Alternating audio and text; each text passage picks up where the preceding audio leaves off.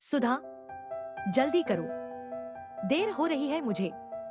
ना जाने क्या करती रहती हो, तुम्हारा तो काम ही खत्म नहीं होता। सुदीप ने आवाज लगाई तो सुधा जल्दी जल्दी लंच बॉक्स पैक कर किचन से लगभग दौड़ती हुई बाहर आई। सॉरी सुदीप, आज सुबह नींद ही नहीं खुली, जल्दी थोड़ा लेट हो गया। तुम्हारा तो रोज का है, सुदीप ने गुस्से में जवाब दिया और ऑफिस जाने के लिए निकल गया। सुधा बुझे मन से वही खड़ी सुदीप को जाते हुए देखती रही। काश सुदीप एक बार ऑफिस जाते हुए मुड़कर देख ले, लेकिन ऐसा हुआ नहीं। सुधा अपने मन को समझाते हुए अंदर आ गई और बच्चों के स्कूल जाने की तैयारियों में लग गई। बच्चों के जाने के बाद वह घर की साफ सफाई और बाकी के काम करती थी।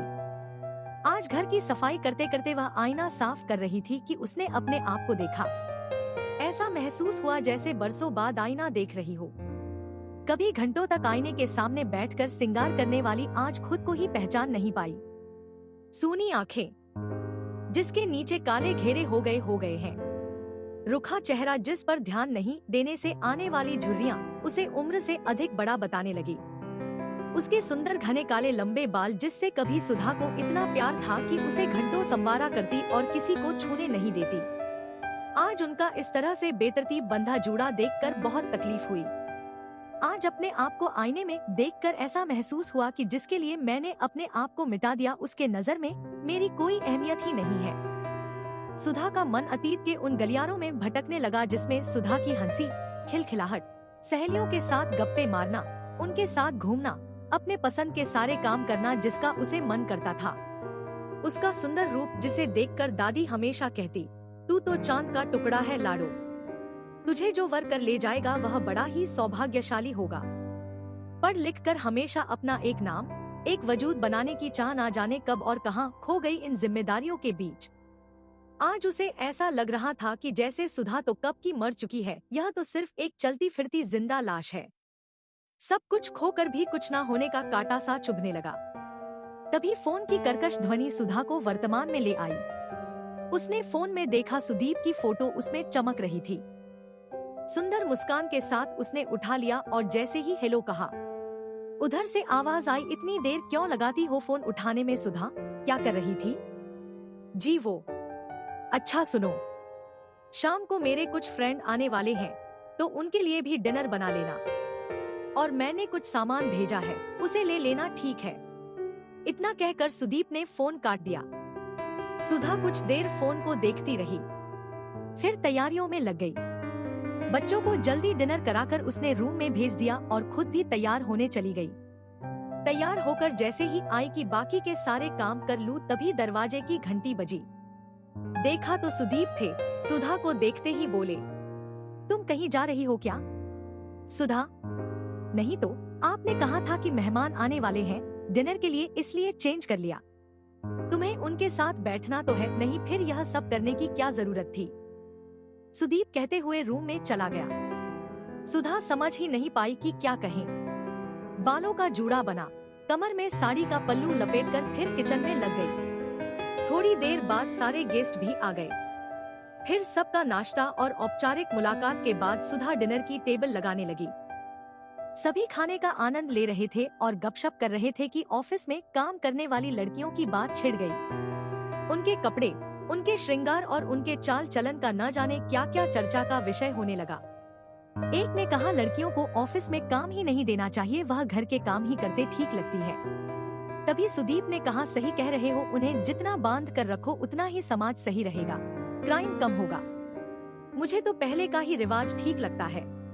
घूमघट करके जब औरतें रहती थी, घरों से बाहर नहीं जाती थी, और जब जाती भी थी तो किसी के साथ जाती थी। अब बाहर निकलकर कौन सा तीर मार लेती है? आज भी तो घर का सारा भार हम पुरुष ही उठाते हैं, तो क्या जरूरत है यह सब महिला सशक्तिकरण और नारी सशक्तिकरण और विमेन एम्पावरमेंट का नाटक करने का? फिजूल का सबका दिमाग खराब कर रखा है।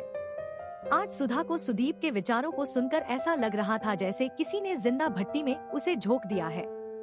उसके अंदर जैसे ज्वालामुखी फटने लगा। वह अपने आप को रोक नहीं पाई, क्योंकि बात सिर्फ उसके अपमान की नहीं थी, बात समस्त स्त्री जाति के सम्मान की थी।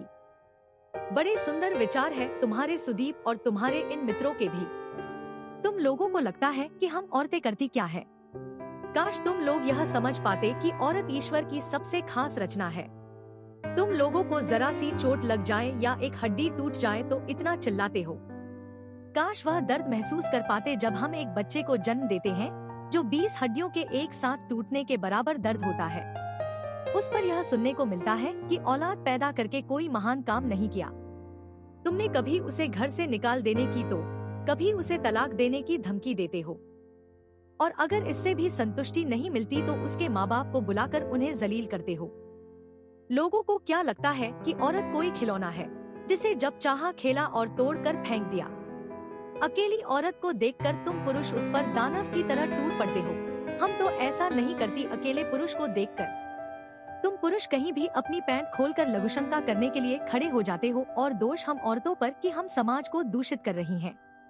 अगर यह कह दे कि हमारा तन मन हमारा है, इस पर हमारा पूरा अधिकार है, हम जिसे चाहे दे तो समाज और मर्यादा का उल्लंघन है। सिर्फ औरतें ही विवाह के समय दान में क्यों दी जाती हैं, मर्द क्यों नहीं? क्योंकि मर्दों में दूसरे का घर बसाने की शक्ति ही नहीं है। अपनी कोख से बड़े बड़े वीर, पीर, पैगंबर जन्मती है, फिर भी यह पुरुष समाज कहता है औरत नरक का द्वार है। उसे जन्म से चुप रहना, सहना सिखाया जाता है। जहां उसने अपने सम्मान और रक्षा के लिए आवाज उठाई, मार दी जाती है। अपने वात्सल्य और छाती से जीवन सींचती है, और उसी छाती के कारण तुम जैसे लोगों की गंदी नजरों का शिकार होती है। उसे तार तार कर, अपमानित कर सड़कों पर फेंक देते हो। जिससे प्रेम करती है उस पर आंखें बंद कर विश्वास करती है। यही उसका गुण है, लेकिन तुम जैसे लोग इसी का स्वांग रचकर उसे ठगते हो। काश कि तुम लोग समझ सकते कि औरत क्या है। काश औरतों को तुम लोगों की तरह छल करना आता तो आज इस तरह यहाँ बैठकर बातें नहीं बना रहे होते। तुम जैसे खोखले विचारों वाले लोगों के बीच खड़े होने में भी मुझे घुटन हो रही है। कहते हुए सुधा लॉन की खुली हवा में सांस लेने चल दी।